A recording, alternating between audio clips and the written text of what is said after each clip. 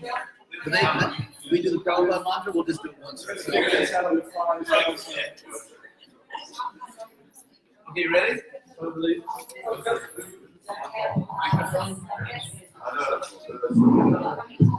Hare Krishna. Hare Krishna.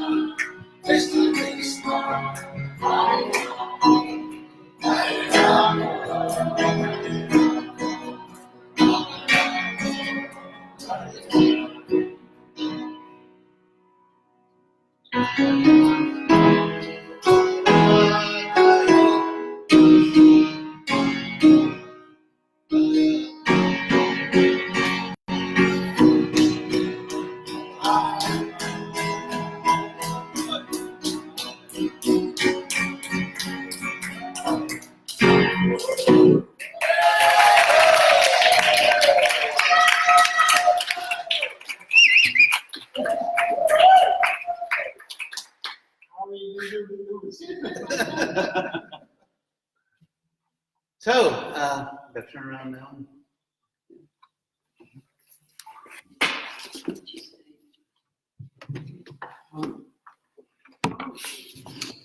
Could you? Yeah. Look on the microphone.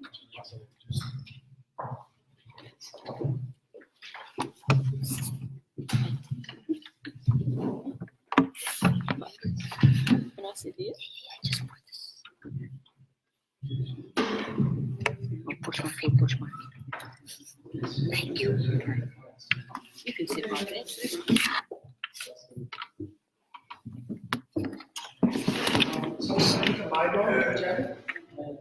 Nice. This is fine.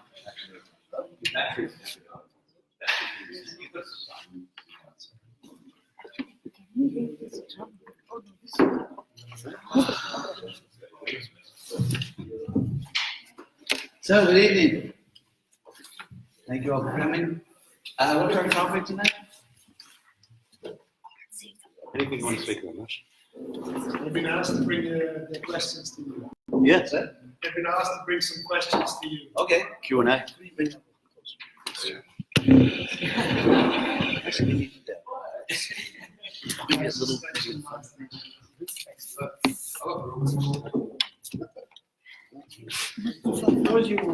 Because the cord is. Yeah, that's. So, any questions? Yes. Question is, how as a society are we meant to take control away from the deep state and give justice back to the people? No pressure there.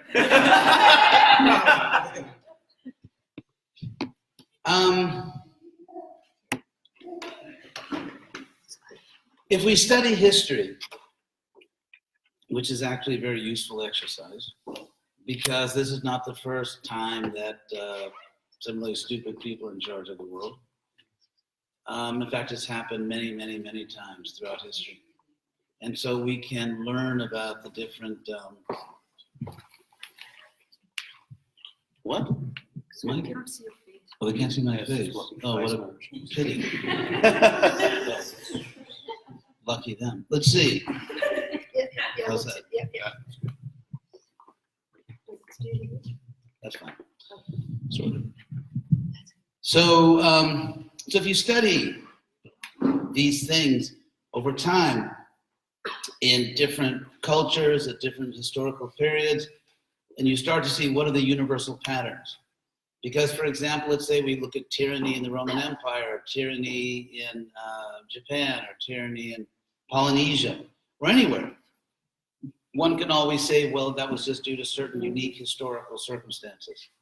But when you start to see things repeating, not always, but repeating throughout different times and places, then we can start to extract the universal principles and separate them from unique historical circumstances. So,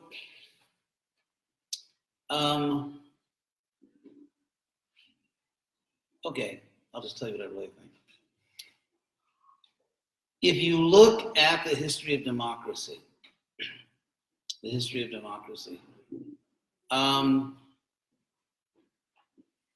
course, let's start with Athens, ancient Athens, where democracy as we know it first appeared. In fact, democracy is a Greek word after all, it comes from a Greek word. So, and specifically Athens had democracy.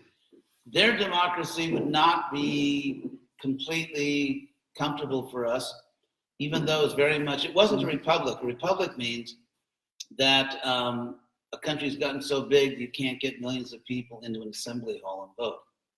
So therefore, people have to elect representatives, and those representatives vote or govern. And so in Athens, it's always praised because they had literally democracy, the people ruling. In ancient Athens, there was a place called the Acropolis, which means the high city, like agoraphobia, fear of heights, agro, so acro. So the Acropolis, the word polis, for example, city, it comes from Sanskrit. The Sanskrit word is pura, like you have Singapore, which is a Sanskrit word. which means the lion city. So the ancient Sanskrit word was Pura, which in Greek was Polis. Anyway, so they would go up to the high city, to the top of the Acropolis, and the citizens would literally govern their city. There's one detail, though, you should be aware of. Why or how did those Athenian citizens have so much free time to go up and govern their city and sit in committees? Well, because they had so many slaves. So if you were a Greek citizen, which might have been less, or an Athenian citizen, might have been less than half the people in the city, you had slaves at home to cook and clean and do your crops and take care of your animals and so on. So you had a lot of free time in your hands. So obviously that would not be acceptable to us. If you look at later forms of democracy, which really arose again in the American Revolution, that was actually the first democratic republic in modern times. And then, of course, it spread to France and it spread to other places. In the meantime, in England, people already had certain rights more than in other parts of Europe. In fact, the Revolutionary War is because the so-called Americans, who really considered themselves to be English citizens, were demanding the rights of Englishmen, which the Parliament denied them. But anyway, so apart from that, if you look at, I think the real question here is it natural? Is it a natural state of things for people, the mass of people in a society, to take the most important decisions to govern their society? In America at least, the people who founded the country, they were highly educated. By that I mean they actually studied the example of Greece, they studied Rome, they studied philosophy, and they were some of the most learned people in the world. In fact, the Pilgrims that came and founded the Massachusetts Bay Colony were one of the most learned communities in Europe at the time. And one of the points they stressed very much is that democracy can only work if the people voting they knew what the hell they were doing. In other words, they had to actually be educated. And so Socrates is famous for having said that he was sort of anti-democratic, Socrates, perhaps because the democratic government killed his guru. I'm sorry, Plato. Plato is and Socrates, who was, one of the great figures in Western philosophy, and a democratic government condemned him to death for trumped up charges. So Hitler was also elected, by the way. It was not, you can't say it was completely a fair election because he had these brown shirt stormtroopers that would disrupt the political rallies of his opponents, but still he was elected. And I'll give you one more example. I'm not trying to say that I'm anti-democratic, but I think we should have a more serious discussion and not just take for granted that history definitely shows that the best form of government is always democracy. I had a very interesting experience. I am from Southern California, and I went one time to buy some new glasses.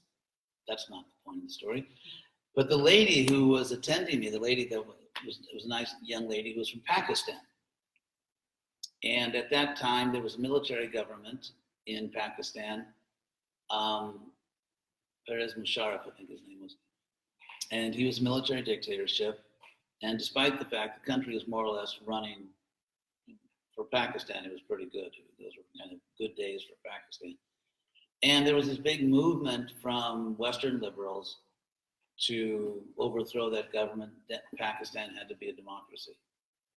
What's interesting, this lady, who was intelligent, interesting person, and she said that if that happens, the country's finished. She said if they actually change the government and put in a democracy, the country's finished. And she was right. And so with pressure from basically Western liberals, they did pressure the government. It was changed. And Pakistan right now is one of the most horrible places on earth. I mean, Pakistan is a place where what was that girl, Malala? They tried to kill her.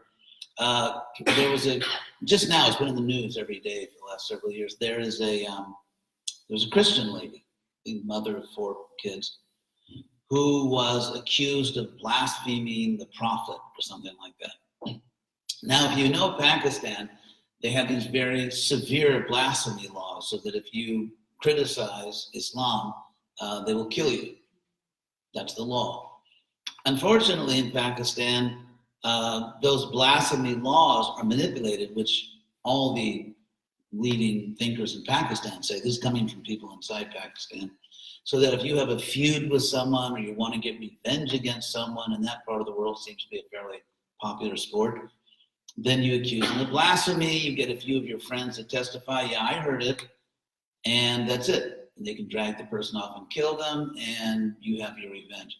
And so those blasphemy laws are often used, exploited for bad purposes. I mean, even if it was for the legal purpose, it's a terrible law, as we know. So this Christian lady, well, was in a village, lived in a village, and it's not a very modern country, so she went to the well to get water, and there was some dispute over like who had the right to draw the first water. It's one of those silly village things. So her neighbors, who were all Muslims, wanted to get revenge. First of all, it was very offensive on their part that she was a Christian and all. That was a great offense. And so they accused her of blasphemy, and she vehemently denied it. So there was no actual evidence that she'd engaged in blasphemy. There was no evidence of that. And yet this mother of four was put in a terrible prison and was convicted. She appealed the decision. She was put in solitary confinement under horrific conditions for about 8 years. Couldn't see her children. And so finally it got to the Supreme Court. This just happened a few days ago. It got to the Supreme Court in Pakistan, and the Supreme Court overturned the decision, declared she was innocent because there simply wasn't any evidence that she had done that. And so because the Supreme Court did that, there have been riots almost daily in Pakistan, and these very violent, very extreme people are threatening all kinds of things, that the Supreme Court justices have to be murdered. The woman, of course, obviously has to be killed. Her lawyer has to be killed, and probably a lot of other people need to be killed simply because they wanted to kill her, and the Supreme Court insisted that there was no evidence. And this is nothing. I mean, that's nothing. I remember when there was the governor, I think it was Baluchistan in Pakistan. He was the Pakistani governor of one of the biggest states, and he simply said that we shouldn't just keep killing people every time someone says that someone committed blasphemy. And so what happened? They killed him. And so Pakistan right now is really kind of like this totally rogue society where anyone can kill anyone at any time. It's really hell on earth. It's horrific. And I think back to that nice young lady I spoke to at the opticians, who told me exactly what was going to happen. In other words, most Pakistanis were much better off under the military government. Now it's just anyone can kill anyone at any time. And so what's interesting is, again, I'm not speaking against democracy, I'm just trying to speak in favor of sanity. What I find really interesting is that all the people who are yelling and screaming for democracy in Pakistan, they're nowhere to be seen. It's not like they feel a responsibility. Well, we forced this change of government in Pakistan. The country now is literally just hell on earth. It's one of the most dangerous, horrible places on earth. There are no rights. The country's basically been taken over by violent, radical religious extremists who think that terrorism is, the best thing since sliced bread. So the people who advocated that change, they don't appear. They don't take responsibility for what they did. I remember years ago there was a huge global movement against apartheid in South Africa. So I want to go on record, I don't support apartheid in South Africa. However, what I find interesting is a few things. I mean, you don't mind if I go over this? I just find a few things. Number one, South Africa now has one of the highest murder rates on earth. And the government now, which is of course an African government, a couple of years ago, there was a miners' strike. And it turned out that the extremely corrupt leader, who's out there now, they've actually removed him because he was so ridiculously corrupt, that Jacob Zuma had owned stock in the mine. So what did he do? He sent in, this is all, black Africans. There's no white people involved in this. He sent the army there and they just massacred the miners. They just shot them all dead, hundreds of people. They just shot them dead in cold blood because the president of the country owned stock in the mine. He didn't want to strike. But what's interesting is that no one, all the people that fought against apartheid, which was a good thing to do, they're nowhere to be found. They take no responsibility for the fact that South Africa is now one of the most dangerous countries in the world and it has one of the most corrupt governments in the world. There's all kinds of crazy things going on, and they really don't care. They had their fun, they got to do their thing. So I think in some places, if you take the time to study democracy, and by the way, I keep saying I'm not all in favor of the madness going on now, but if you look at democracy, the founders of the American, experiment, you could say, were exactly right. So if you look at countries like, say, Denmark, or even New Zealand actually does pretty well. If you look at countries where there is a strong system of public education, and then it can work. You can have transparent governments that actually govern. They actually spend money for the good of the people rather than just stealing it all. And the more the people are not educated, there's a direct correlation between the level of education and the transparency of the government. So, for example, in Mexico, which is a democratic state, they have a new president now. Hopefully he'll do better. But they have the highest number of murders in the world. It's kind of prestigious. They lead the world in murders. And the education is one of the worst in the world. The public educational system is one of the worst in the world. And you have just almost total corruption. For example, in Mexico, the president serves for 6 years. And so it's famous in Mexico. Any Mexican will tell you this. I mean, they all will tell you this, that at the end of every presidential term, like say after the president's been in office 5 years, they just start stealing everything. And so Mexico basically would have a major economic crisis every 6 years because the outgoing president would sort of take everything that wasn't tied down. And they have the highest, so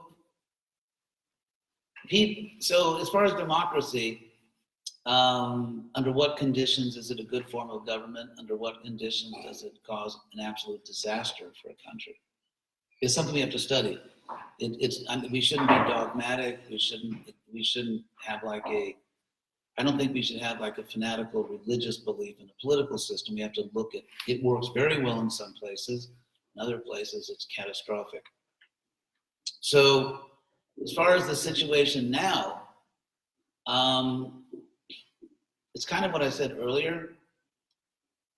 I don't think you can reasonably expect an improvement unless there is some systematic way to improve people. Unless people are educated, take the United States, for example. Well, you may not want to take it right now, but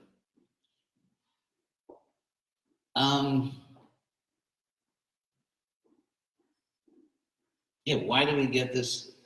Which it's an international phenomenon now. That this, what some people call it populism.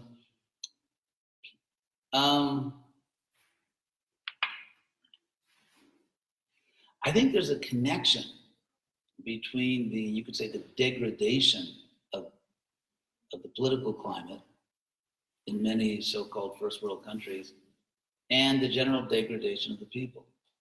Because the general climate today is one of narcissism and greed. So that, when I was growing up, it was considered to be really uncool and bad manners to kind of brag about yourself or to want to show off or talk like I'm great or I'm this. Now it's just it's become a general thing where I'm the greatest and you're the great.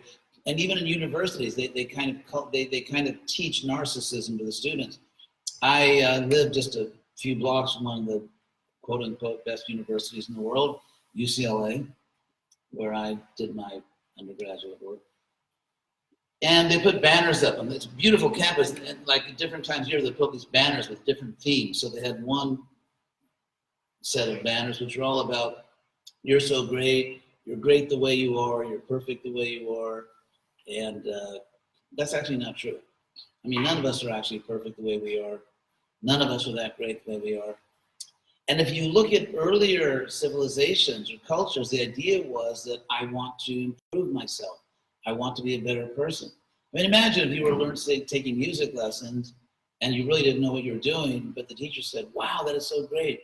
You don't need to change anything. You're already a great musician. Actually, you're not. And so the mood, rather than being people striving to improve themselves, to be better persons, to be moral persons, to cultivate virtue, now it's just cultivating vanity, pride. And another thing, we live in an age which is like incredibly oversexed. And so I'm not going to give a sermon on the evil of sex, because that's not what I don't believe that it's evil, but it's like everything else. At the right time and place, it can be good if people intelligently understand it and go about it in an intelligent way. But although interestingly, the let's say premarital sex among adolescents in the United States is actually going down, which may not be just the rise of virtue. It may just mean that they're literally melting their brains with social media, because there's all kinds of studies coming out now that are showing the serious harmful effects on your brain neurologically of overindulgence in social media. But be that as it may, if you even suggest that people should be a little more modest, then you're body shaming other people. So maybe I'll talk about sex now. After all, that's renounced monks. That's what they're supposed to do, talk about sex. So I'll do my duty here. I would like to present to you an argument, not a religious argument. This is something you knew about this? Kind of droopy. Yeah. Okay, what do we mean? Okay, how's it? That's a turn. Yeah, don't breathe hard in this direction. So I would like to give you an argument, which by that I don't mean I want to fight with you. I mean I want to, present for your consideration some reasonable points about why sexual moderation is a good thing. It's not a religious argument. It's actually a socio-psychological argument based on social science and just based on common sense. It is a fact, as probably we're all old enough to know, that sex desire is, you could say it's the strongest physical impulse we have, although some people say that actually the drive for power is even stronger. Like when people become addicted to power, but be that as it may, in terms of, purely physical urges, it's obviously very powerful. And yet, precisely because it is such a powerful urge, when a person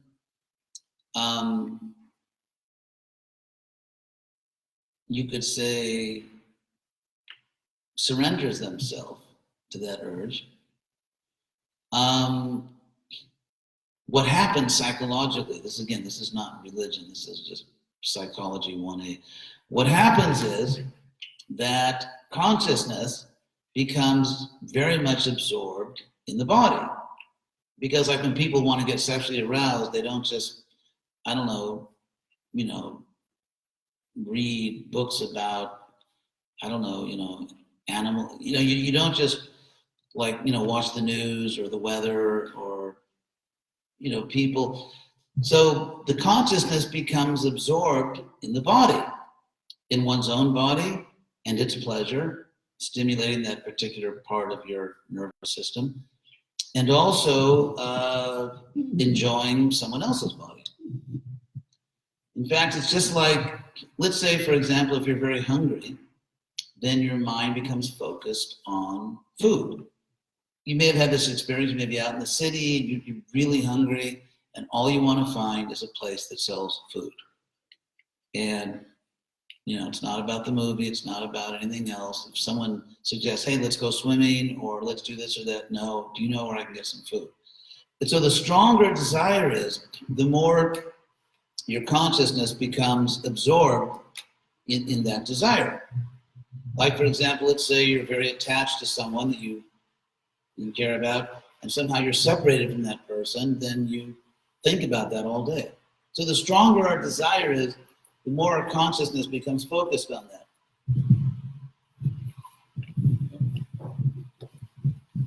And in the case of physical desires like hunger or sex desire or things like that, we become absorbed in gratifying that desire. That takes over our consciousness. The only problem with that is that the basis of a good society, now getting back to your concern, which I share, a virtuous society where the citizens and the leaders actually do what's best for each other and themselves rather than just shamelessly exploiting other people.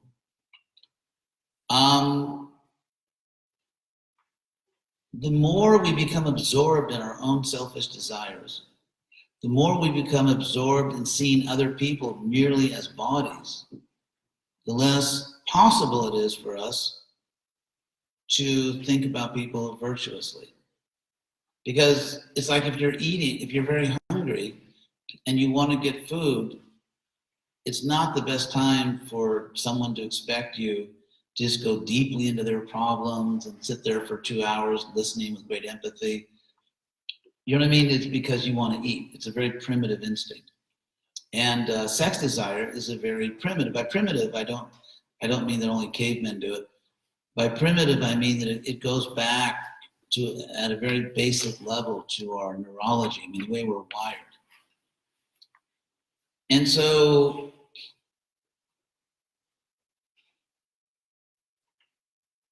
if we want to see people as subjects, not as objects, that's a very big thing. What that means is, if I want something, let's say someone wants something from someone else. It may be money, it may be sex, it may be attention, whatever it is. The more you want something from someone else, the less you have the luxury of thinking about what that person needs.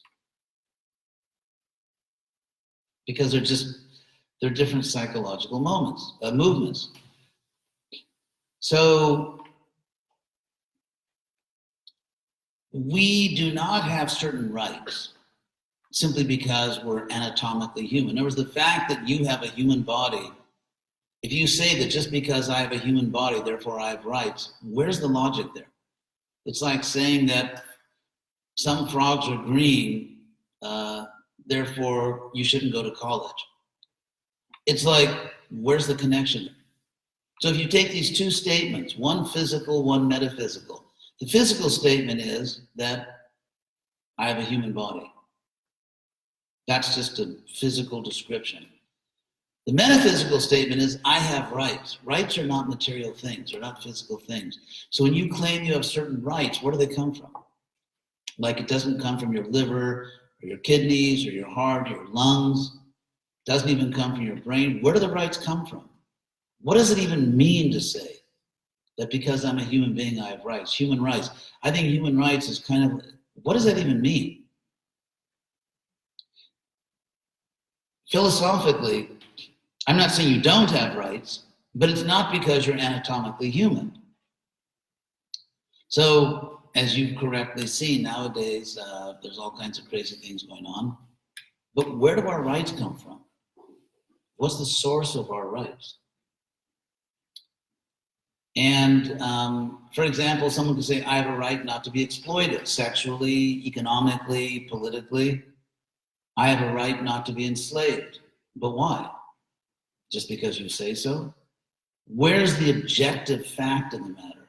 It's an objective fact. Or for example, if you say that human beings have certain rights because they're more intelligent than animals, which as we know is, that doesn't sound right in every case. But let's say because you're a human being, you have rights. So then you're linking rights to intelligence. You're saying that, then why wouldn't it be the case that a more intelligent human being has more rights than a less intelligent one? Or then you'd have to say something like, well, if a human being is, say, not mentally impaired and in any way, and is an adult, then they have certain rights. What if that person has, well, why? Where's the connection? Why don't animals have rights? So that, let's say, we know that certain mammals are very intelligent, like certain dogs or even cows or bulls. Pigs actually have a lot of intelligence. They feel a broad range of emotions, and they can reason in their own way. So where's the cutoff point? I mean, is it that if your IQ is at a certain minimum level, you have rights, and if not, if you fall below that, you don't have rights? Or like, why not the animal? Why don't animals have rights? So this whole thing of linking physiology or linking a physical body to a total non-physical idea, which is rights. In this age, people don't even think about these things. They just think they just have them. So I try to put all these things, I try to put these things together. So let's say if I meet you. And so what is my attitude towards you? Do I want something from you? Do I want money from you? Do I want you to approve me? Do I want you to like me? Do I want you to whatever? Vote for me? So the more I want something from you, the less I can think about what's best for you. I mean, if you actually love someone, nowadays everything is love. The most ridiculous things are called love, and that's why so many people discover their greatest suffering in relationships with, the love of their life. And so the more I want something, the less I can think of you. Now, if I live in a society which is doing everything humanly possible to stimulate my desires, my selfish desires, by just saturation advertising, by, let's say, dress styles that are aimed to arouse sexual desire. And so if I live in a society that does everything humanly possible to make me selfish, because it's good business, does everything possible to make me selfish, that means the more I buy into this society, the less it is neurologically possible for me in my relationship with anyone else to think about what's actually best for them. And so you have a society where people just openly constantly trying to sexually arouse each other by the way they walk, by the way they talk, by the way they dress. You've got it, flaunt it. It's a society in which it will be impossible for people to think about what's actually good for other people, because everyone will be so absorbed in their own selfish desires. And because it's a society which so much encourages narcissism, self-centeredness, vanity, so that it's kind of like you show you're cool, you show you're strong by being a narcissist, by thinking you're the center of everything. And now in America we have the narcissist in chief, in the White House, which is what he is, the narcissist in chief. So you can't have it both ways. If a society is cultivating selfishness, cultivating vanity, cultivating all these desires, it cannot be a society in which people really think about what's best for other people. Everyone thinks about what's best for themselves, and everyone fights to get their piece of the pie. And so there's all these problems. So how do you make people unselfish? You can't just give sermons about it. How do you make people unselfish? Take it away. What's that? Take it away. Well, that's an interesting point. Yeah, there's some truth in that. Yes. Also, but let's say if it's taken away, we're not sure when we'll get it back. For example, in Greece, they lost their democracy, especially when they were first conquered by Alexander. And then kind of like the nail in the coffin of democracy in Greece was they're being taken over by the Roman Empire. They were actually taken over by the Roman Empire because they had all these little jealous city-states and they could not cooperate together even to save themselves. But in any case, and then democracy was gone in Athens, but it reappeared soon afterwards, about 2,000 years later. So, they could not do the right thing, and it took them over 2,000 years to get it back. So you're right. A lot of times people don't appreciate something that's taken away, but you don't know when you'll get it back. Therefore, I'd go to Plan B here. And there has to be a spiritual movement or spiritual movements, or there has to be a serious attempt to teach people, to try to somehow or other convince people that it's in their rational self-interest to cultivate virtue and not just pride, vanity, and personal gratification. But ultimately, they will be happier, which is actually true. The people will actually be happier by cultivating virtue and goodness and decency, generosity, kindness, that actually gives far more satisfaction and happiness than just, getting in touch with your inner beast. And I would go take another step here and say that simply moral renewal, moral renewal is very difficult. I'd say it's very unlikely to happen. Because simply giving sermons about you should be good, you should be moral, a lot of people they don't respond. They think, that definition of a priest, it's someone who has a deep-rooted fear that someone, somewhere, may be having a good time. So I would say there really has to be a spiritual awakening. Somehow or other, people have to, and that can only happen if there are awakened people. If there are people in our society who have chosen their real self over the covering of their real self, the body. I mean, some people think you are your clothes. Like if you dress nicely, then you're an attractive person just because you have nice clothes on. I'm not against dressing nicely. I'm only saying that you're not a good person because you wear nice clothes. And so in the same way, the body is not the real self. I mean, I can prove that to you in a minute.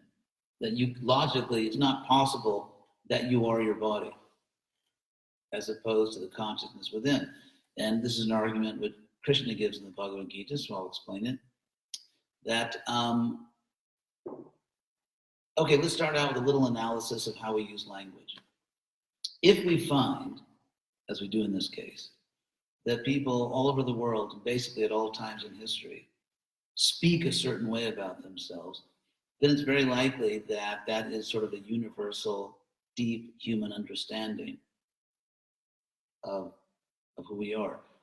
And what I'm referring to is that practically universal speech habit we have as humans to say that I was born in this place.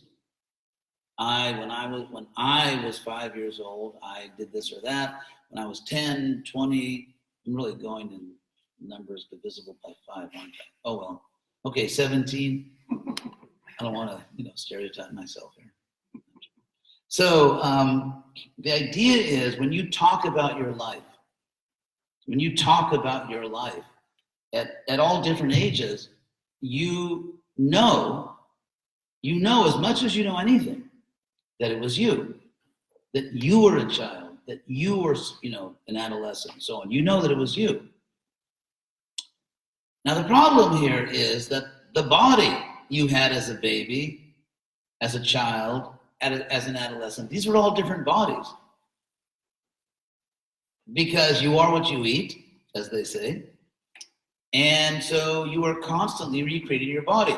As I said, I've been doing so many talks, can't remember. I was somewhere here in the greater Sydney area. And I said that, I mean, the body you have right now is not the same body you had when you arrived at Govinda Valley. Because it's been, there's all kinds of stuff going on. Your basic physiology, microbiology. And so it's not even the same body. And yet you're obviously the same person. It's still you. You may be in a different state of consciousness. You may have different views on certain things, but it's you. And so if the body, they say approximately, in 7 years' time, you literally reincarnate. Latin carne means flesh. Skin takes about 2 weeks. So as I say, was the original German Spieglein, mirror, mirror on the wall. That was it, Brothers Grimm. So if you look in the mirror, that whole mirror, mirror on the wall thing game that people play, who's the fairest of them all? So if you look in the mirror now and 2 weeks from now, it's actually not the same face. It's actually different skin. If you romantically hold someone's hand or touch their skin somewhere, and then you see that person 2 weeks later, all the skin you touched is gone, and now that it's a brand new skin game. So these two simple facts that you are continuous. You are a person who persists through time. You continue through time, and yet the body's different. So therefore, it's simply not possible that you are the body. Because if you say, I am the body, which body? Because you've had a bunch of them. Divide your age by 7, and that's how many times you've reincarnated. So do you believe in reincarnation? If not, you're not paying attention. Because actually, you're constantly reincarnating. So who are you? Who's the real person? And that's the purpose of human life. It's like that should be the question that really concerns us, not do people think I'm beautiful, or can I make a few more bucks here or there? I mean, those questions are also part of human life. But the real question, the central question is, who am I? And how in the world did I even get on this planet? What am I doing here? So if you're not the body, this opens up an extraordinary possibility. If you're not the body, then it's actually possible that you existed before the body and you will survive the loss of the body. In other words, it's possible that you're eternal. Because you're a different type of thing. Not only are we not the body, but there's one fundamental, central fact about you which is different than the body. That is, or all of you, all of us, we're conscious. We are conscious. Dead matter is not conscious. Your body is not conscious. You are conscious of the body. You are conscious of the body. If the body were conscious itself, first of all, whose consciousness would it be? Since you're not the body, if the body was conscious, it wouldn't even be your consciousness anyway. And actually, dead matter is not conscious. So you're conscious of the body. So what is consciousness? If you really think about it, I mean, we can give synonyms, which half the dictionary definitions are just circles of synonyms. So I'll take a moment to send negative thoughts to our dictionaries. But if you think, what is consciousness? It's not a physical thing. The fact that you are conscious means, and consciousness is really the essence of what you are. The essence of being you, what's most important about being you, is that you're conscious, you're aware. And that consciousness is not a mere awareness. Being the way that you are conscious, is that you also have free will. I mean, that's amazing. That's the most fantastic thing you can imagine. You actually have free will. I mean, this microphone doesn't have free will. And, the earth as a physical planet doesn't have free will, but you have free will. You're conscious and you have feelings. I mean, imagine if you didn't have feelings. I mean, it's such an amazing, it's something which is so, quote unquote, ordinary, we don't stop to think about it. The fact that you have feelings is miraculous. It's an incredible thing to have free will. You can will something, you can want something, you can feel things, you can actually connect very deeply to other consciousnesses. You're capable of love, you're capable of being loved. I mean, these things are all fantastic. And so if you consider these fantastic powers we have, which, stars and asteroids and planets don't possess as physical objects, then what you should really be thinking about, all of us, what we should think about is not just our body, which is unconscious and temporary.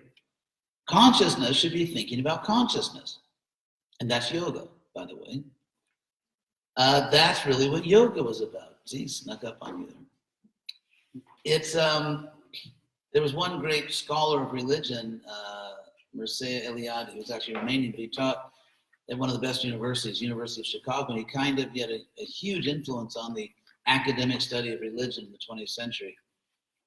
And he said about yoga, about meditation and so on, that it was the first recorded moment in history when people actually deeply studied human psychology. Because, for example, if you read the Yoga Sutras, what Patanjali is doing there is he's giving you kind of a blueprint or analysis of consciousness itself. And now matter, because matter is not conscious, and any particular, this was the essence of Buddhism. Buddhism grew into all kinds of other things. I mean, I can't go into the whole history of Buddhism now, but if you go back to the earliest Buddhism, the concern was really about consciousness. And they developed this doctrine called Shunyavad. Vad in Sanskrit kind of means your ism. So, and Shunya means void, kind of like voidism, which didn't mean that nothing exists in the world. What the Buddhists meant by Shunyavad, voidism, is that if you look at any object in the world, like the chair, your body, anything, there is no fixed identity. You can't point to anything in the universe, physical thing, and say it is just that thing itself, and 10 minutes later it's still going to be that same thing. There's no fixed, stable identity because everything is changing, everything's in flux. I mean, obviously, for example, my computer changes so slowly that I probably won't need a new one for many years. So it's not that we can't exaggerate this, but still everything is changing. And Krishna says the same thing in the Gita, Adi Bhuto Ksharo Bhava, that everything's changing. But the soul is not changing. The soul is not changing. So if you take this most precious, this infinitely precious, astonishing power that you have, that you're conscious, and you have free will, and you have feelings and all that, and if you just absorb that miraculous consciousness in dead things, like a body, or like other things, trying to get, like I want a huge house or something like that, then I'm not saying people shouldn't take care of their bodies or shouldn't ever live in big houses. I'm just saying, though, that if that is the center of your consciousness, you are literally degrading yourself, because grade means a level, right? Like what grade are you, like military grade and all that? So to degrade means literally to go down levels. So if you make the center of your consciousness something which is unconscious, then, we're just not getting it. Again, take care of your body, be healthy, exercise, eat nutritious food, have meaningful relationships with other people. However, the ultimate object of your consciousness is consciousness itself, and trying to understand the supreme consciousness of which your consciousness is a part. And that's what yoga was about, actually. That's what the real yoga was. So, getting back to your question, which I haven't forgotten. I'm like a politician myself, like stalling for time here. Getting back to your question, unless we can somehow raise people's consciousness, they're just going to do incredibly stupid things. Like in America. I mean, God, I don't know where to start. One thing that I found just amazing, like I thought I'd seen it all, but no. This is new, and I thought we'd hit bottom, but no, we didn't. We haven't hit bottom. Is that you have all these people enthusiastically clamoring for, they want politicians who will take away their health care. When people become dogmatic, they become crazy. If you look at the history of the world, actually I wanted to say this to you also, that the most horrible disasters take place when people put dogma above nature. When people get very ideological, as Nazis, as Marxists, and so on and so forth, or as, let's say, fanatical free market capitalists, who literally are, fighting, urging the government to take away their health care so they can be in pain and not get proper treatment for their children. I thought I'd seen it all. So when people, but the more people are addicted, like attached to their physicality, the less they can just focus on their spirituality. They're just different things. So you get Hollywood, for example. Hollywood, which, they should get some kind of, Academy Award for hypocrisy. They should have a hypocrisy award, then you wouldn't know who to give it to. There'd be so many great candidates. The reason I'm from LA, they call it Tinseltown. But the reason I say hypocrisy is because Hollywood almost always tilts far left. I mean, it's very well known. There's some conservative people in the film industry, but for the most part, it goes way left all the time. And yet it's Hollywood which has, how should I put it, vulgarized the society. The new normal is to be vulgar, to be selfish, to be violent. Who has glamorized violence, vulgarity, selfishness, if not Hollywood?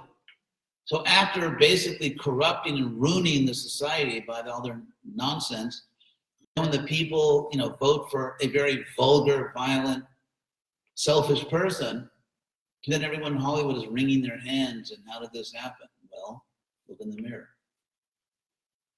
So again, goodness. In the Bhagavad Gita, Krishna talks about goodness, passion, and ignorance, like the three qualities. Ignorance means you're just like, you're out of it. You have no idea what's going on. You can't really even take care of yourself, and you're just really in bad shape. And then passion means that you are sort of intelligent and you know how to work the system, but you're selfish. Your goal in life is to be successfully selfish. You want a lot of money, you want power, you want everyone to respect you. Your whole life is about promoting your own selfish goals. And in goodness, there's actually virtue. There's actually virtue where you care about other people. Your empathy expands. You see that every living thing is like me. Every living being is actually my brother or sister, because you see the oneness of life.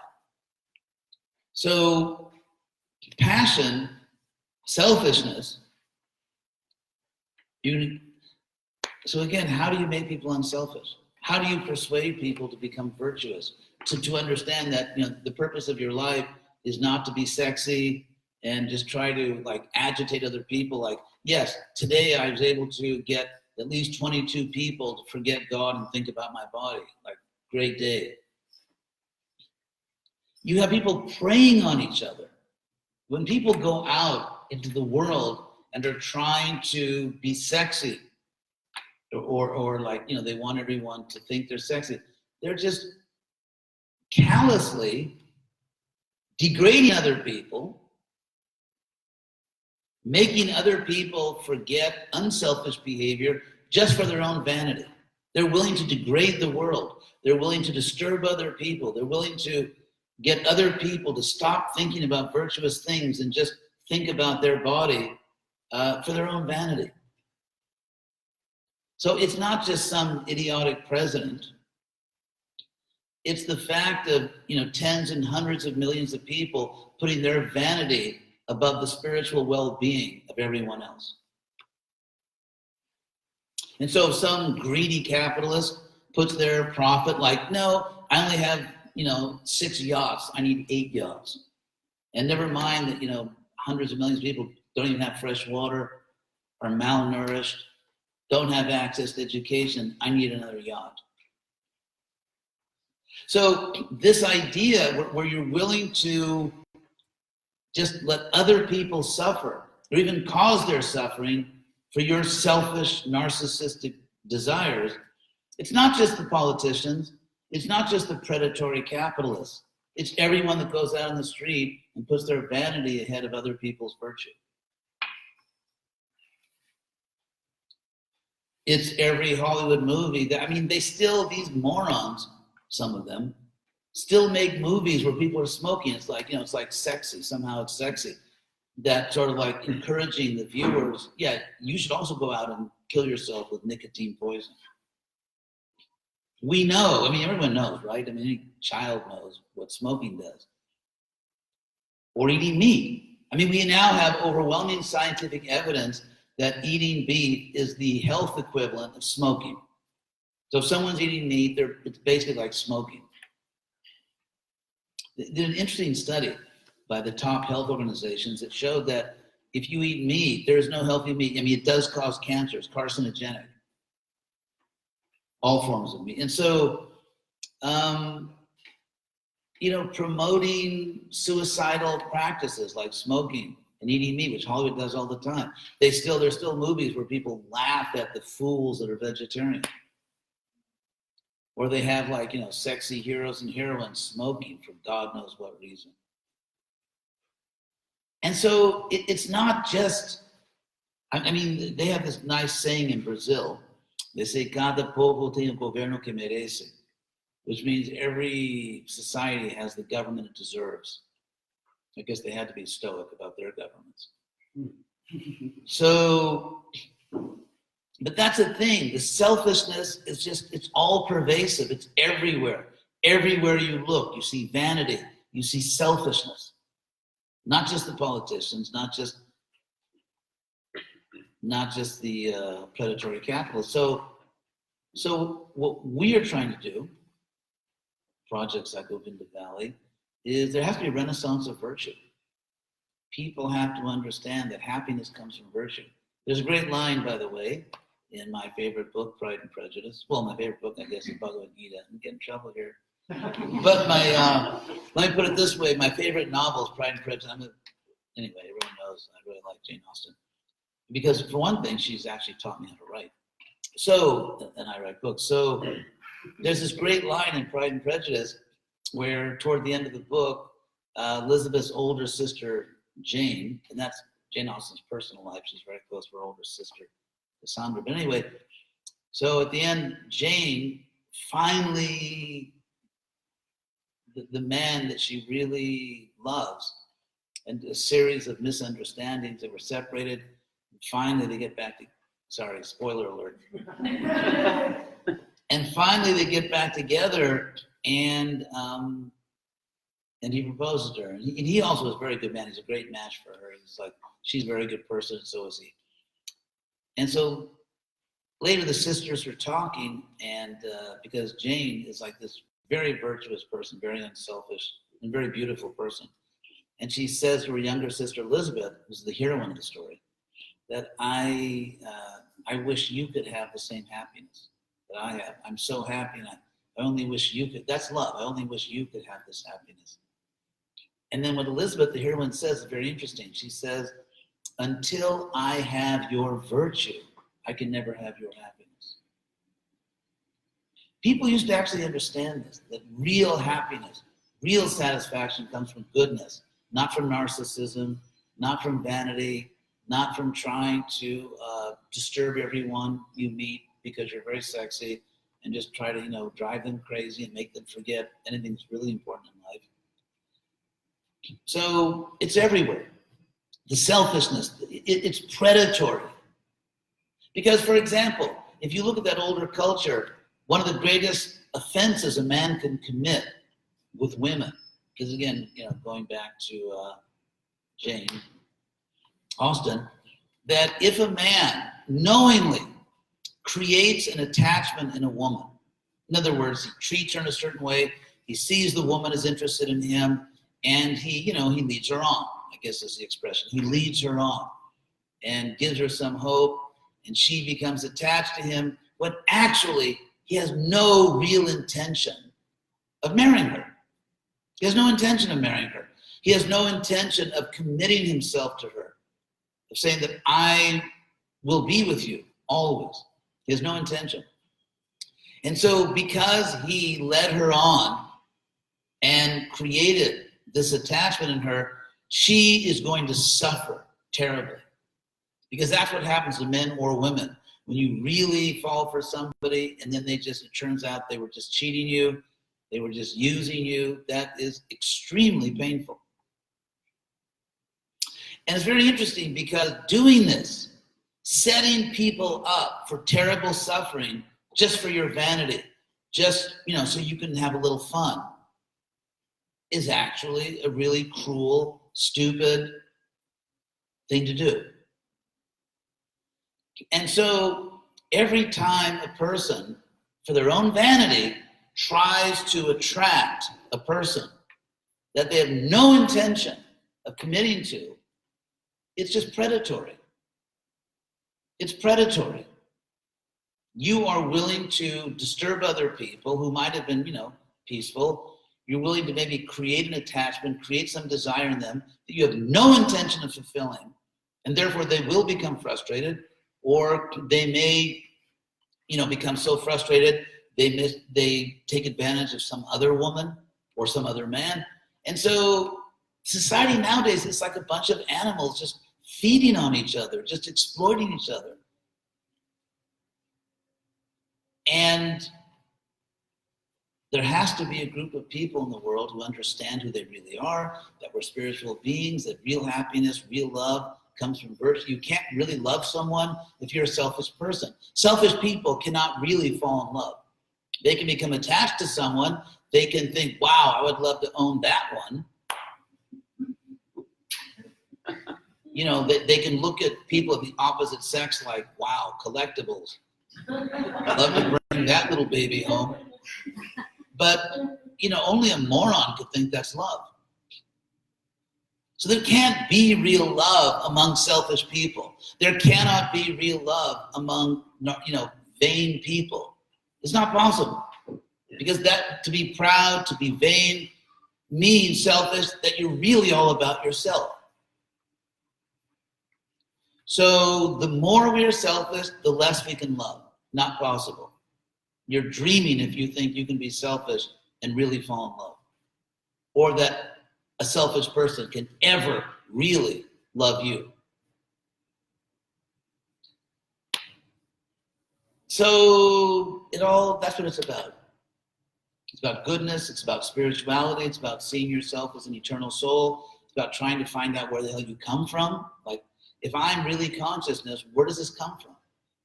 How did I just wake up on this planet one day? How did that happen? Where do I come from originally?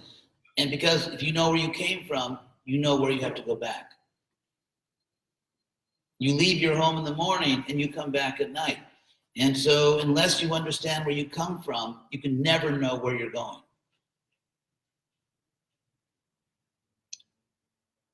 So anyway, those are a few points. So I think we need a large solution. Love. All you need is love. Dun, dun, dun, dun, dun. There's nothing you can chant that can't be chanted. Anyway, that's a line from All You Need Is Love. So, God, no one's going to dare ask another question. Yes.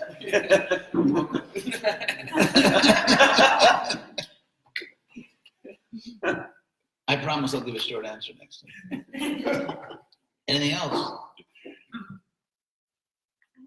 About economic systems, kind of following on from what you talked about. I didn't tell her to ask that. Yes. Yeah, go ahead. Yeah, so different economic systems and their compatibility with spiritual life. So you have some people who are trying to escape capitalism and go to intentional communities and want to get out of that system because it's exploitative and doesn't bring happiness. And yet, yesterday you were talking about how American culture has really helped to promote spiritual lifestyle. Well, no, Western culture. I was just making the point that modern secular society made possible religious freedom. As long as Europe or the Western was non-secular, which means that there's an official state religion that you have to follow. There was no religious freedom. There was no intellectual freedom. And if you study Western history, it was pretty awful at many points. And so I'm simply saying that the modern secular West has actually brought religious freedom not only to the West, but to the world. But as far as, you raised that's a really smart question.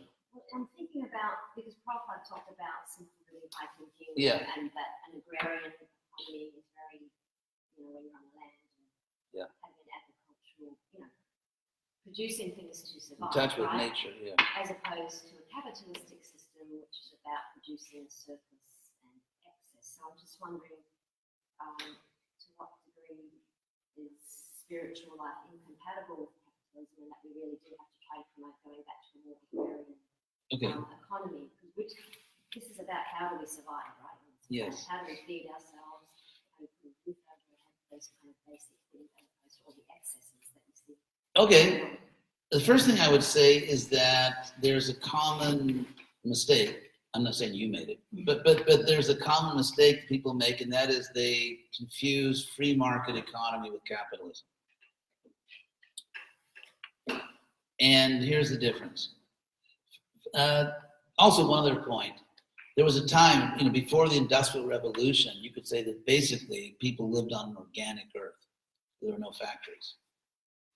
And yet, in that pristine organic earth, there were an incredible number of atrocities, massacres, torture, abuse, rape, murder. I mean, it was just, it wasn't all fun and games.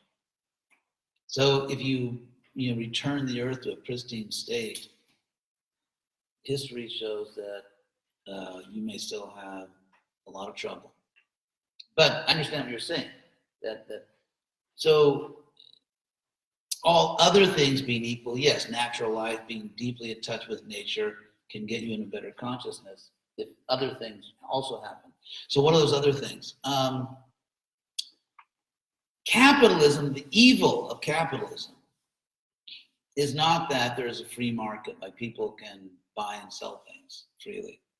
That's not the problem. If it doesn't go to an extreme. The real problem of capitalism, what the word capitalism actually means, is that everything in the world, including people, everything is turned into some numerical value, this or that much capital. So that, for example, you are maybe a working unit. It's like people aren't people, they are capital. And so this person is more capital than that person. Or the land is not God's earth, it's capital. There was a time in England, for example, when they started fencing land. Land didn't used to be fenced. People had herds or whatever. But then at a certain point they started fencing land. Land became private property. And people didn't have a right to walk on the land and so on. So capitalism means everything is capital. Everything is expressed symbolically as a certain amount of money. And the value of everything is its monetary value. And so it just overwhelms other values like charity, like love, like compassion, because everything is just a certain amount of capital. And so if those other values were asserted, like the value of charity, the value of justice, the value of every living being as a soul, so that if we have the power to stop the suffering of any living thing, we have a moral duty to stop that suffering. that we are morally required to alleviate the suffering of other living things, including birds and animals and everything, if we have the power to do so. And we also have the moral requirement to see that every living being is equal to us, ultimately in dignity, because every living being is part of God. Every living being is ultimately an eternal soul. It's like if you look at a traffic light, red, yellow, green. It's all the same light. The so-called red light, yellow, and green. Behind the red, yellow, and green glass, or plastic, or whatever it is nowadays, it's all the same light. It's just white light. But when it comes filtered through a particular screen, it manifests. For example, every one of us has pure consciousness. Every one of us basically knows everything, in the sense that we are all pure consciousness. But when your consciousness is filtered through, let's say, a baby's body, you have baby consciousness. You go Google, Gaga, whatever babies do. And then when you have a child's body, you experience child consciousness, or female consciousness through a female body, or male consciousness, or old consciousness, or young, or buffalo consciousness, or bird consciousness. And so behind all these bodies, there's the same pure spiritual consciousness. When it's filtered through different bodies, you experience a particular kind of body consciousness. So if we get back to who people really are, and if we tell people, yes, you can buy and sell things, but not in a way that causes avoidable, serious harm to other living beings.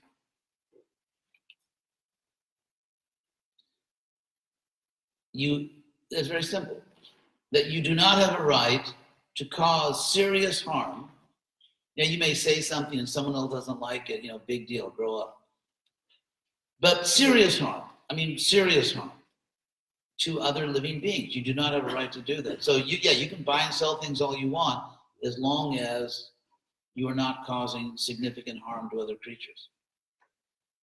So no, you can't just cut down huge forests because you want to print pornography or, junk mail. No, you can't just, make money to the extent that other people are really put into suffering.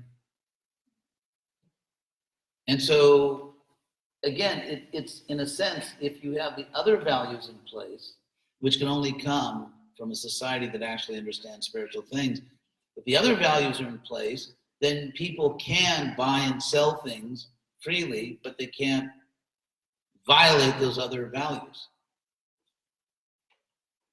And what's happened is that the value of accumulating capital has overwhelmed the other values and therefore become an evil. But again, the evil is not just people's right to buy and sell things. So that's my answer. So spiritual life isn't necessarily incompatible with the current economic system. Well, the problem with the current economic system is that the other values are subjugated to the right to make money and exploit other people. It's completely out of proportion. Yes. So with the current state of the economy, in terms of the collapse of the US dollar, as with all empires, would that cause a great awakening? God, I hope not. I have US dollars. Anyway. But we're all trading US dollars. Yes. Right now, you're right. Ultimately, all things must pass, as George Harrison said. The dollar must pass. So that if you go in a time machine 1 million years into the future, I don't think you'd see a lot of US dollars in circulation for, even maybe 100 years or God knows how many years. So all things must pass.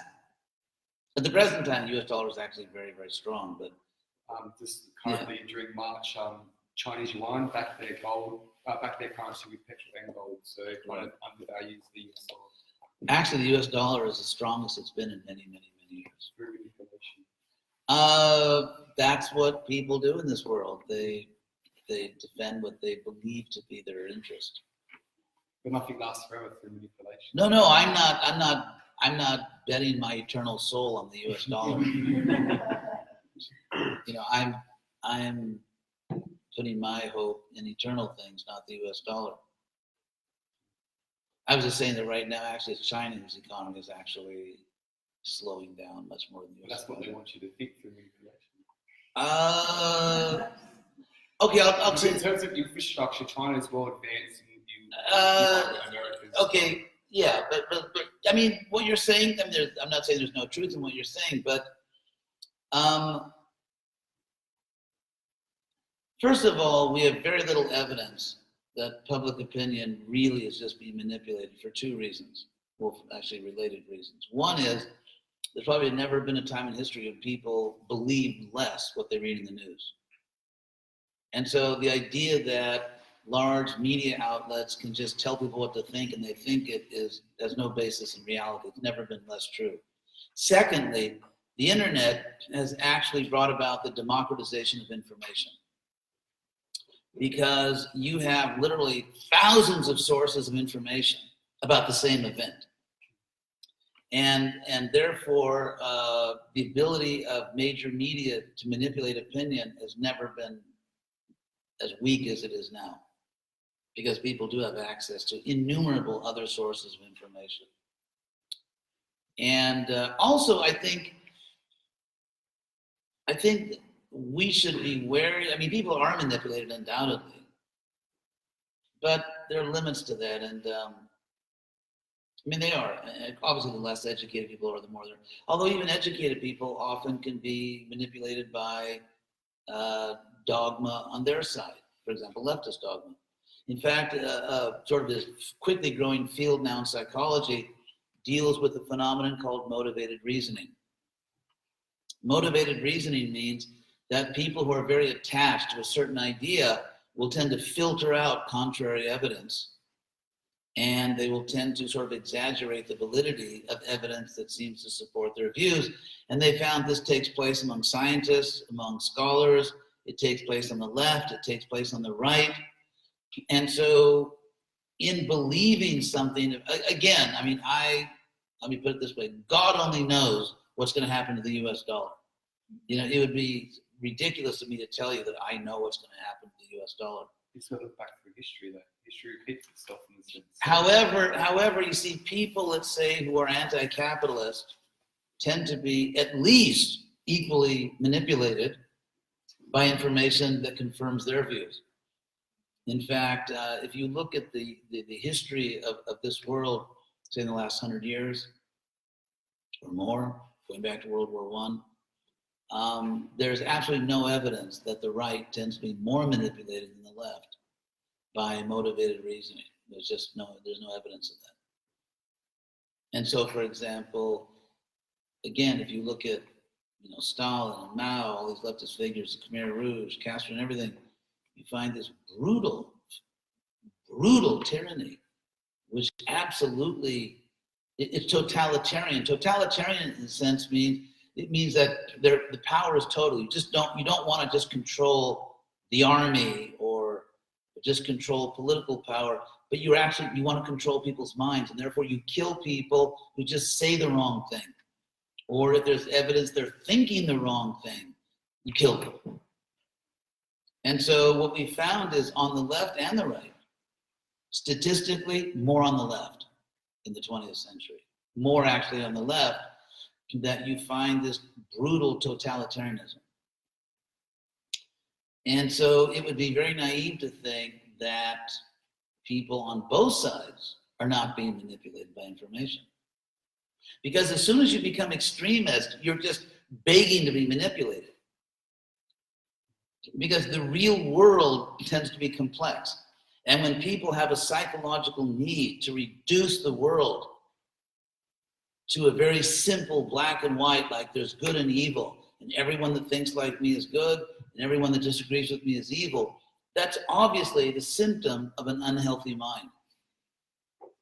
And if you think about it, people who tend to be moderate and kind of balanced, well, I see some good here, I see some good there, I see some bad here, some bad there, and they're balanced.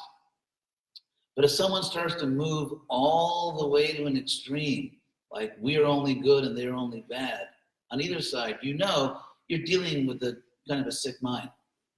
And that's why whenever extremist politicians take power, they do such horrible things, because they're irrational and they're out of touch with reality. So extremism is basically delusional.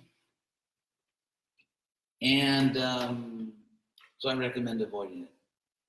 Of course, always see both sides of the. Yeah, yeah.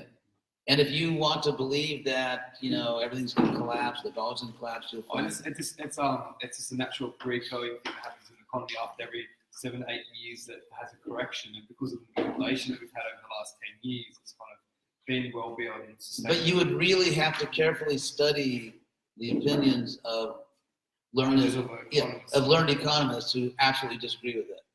Oh, that's because they're mainstream, they're leftists. No, yeah, but what I'm saying is that that's what let's say you have to judge, like, what's my opinion? And so unless you've heard both sides, it's not fair. All you got to do is look at the housing market, where everyone said everything's fine, blah, blah, blah, blah. No, but it's not that every time someone says it's fine, it's not fine. You see, what you're saying is that because there are cases where people said it was fine and it wasn't, therefore whenever somebody says it's fine, it's not. But there are thousands of cases where people said it was fine and it was. So again, it's just like, let's say you're a judge and someone brings in, like for example, these people that say believe the victims.